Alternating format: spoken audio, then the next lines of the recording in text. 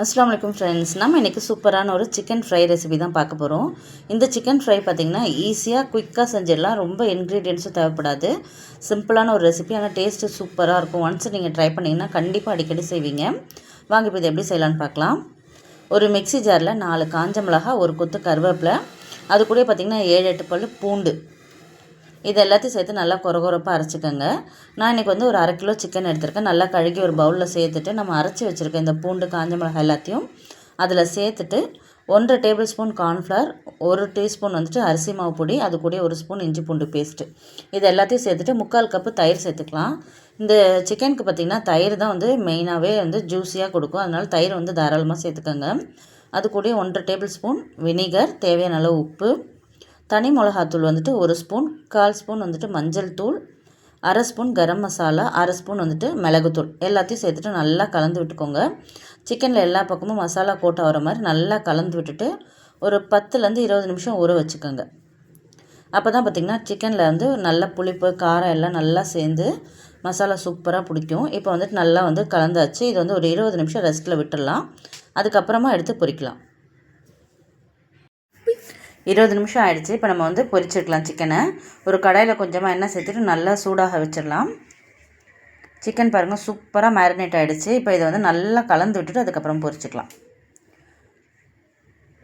Oil வந்து நல்லா heat ஆனதுக்கப்புறமா தான் சிக்கனை சேர்க்கணும். அப்போ தான் உங்களுக்கு வந்து நல்லா மொறுமொறுன்னு பொரிச்சு கிடைக்கும். உள்ளே வந்து நல்லா சாஃப்டாக இருக்கும். இப்போ சிக்கன் ஒரு பீஸாக சேர்த்துக்கோங்க. சிக்கன் சேர்க்கும்போது ஃப்ளேம் வந்து ஹையில் வச்சுக்கோங்க. அதுக்கப்புறமா மீடியம் ஃப்ளேமில் வச்சுக்கோங்க. ஃப்ளேம் வந்து லோவில் போகக்கூடாது. அப்போ வந்துட்டு உங்களுக்கு சிக்கனில் நிறைய எண்ணெய் ஒரு மாதிரி சொதன்னு இருக்க மாதிரி இருக்கும். இப்போ நம்ம இன்க்ரீடியன்ட் போட்டிருக்கிறதுல வந்து பூண்டு, அதுக்கப்புறமா காஞ்ச மிளகா, கருவேப்பிலெலாம் சேர்த்துருக்கோம் இல்லையா.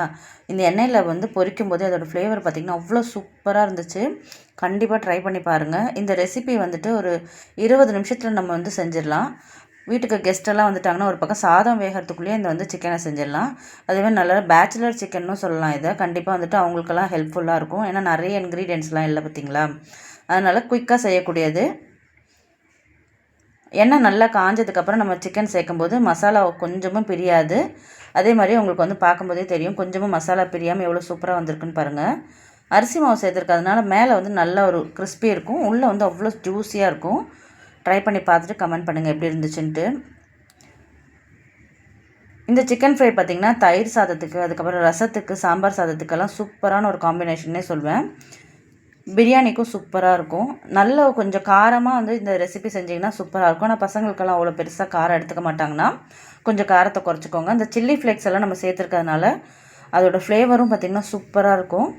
Must try. கண்டிப்பாக ஒரு வாட்டி ட்ரை பண்ணி பார்த்துட்டு எப்படி இருந்துச்சுன்னு சொல்லுங்கள். இன்ஷா அல்லாஹ் இன்னொரு வீடியோவில் இன்னொரு ரெசிபியோட கண்டினியூ பண்ணுறேன். சப்போர்ட் பண்ணுங்கள், சப்ஸ்கிரைப் பண்ணுங்கள். அஸ்ஸலாமு அலைக்கும்.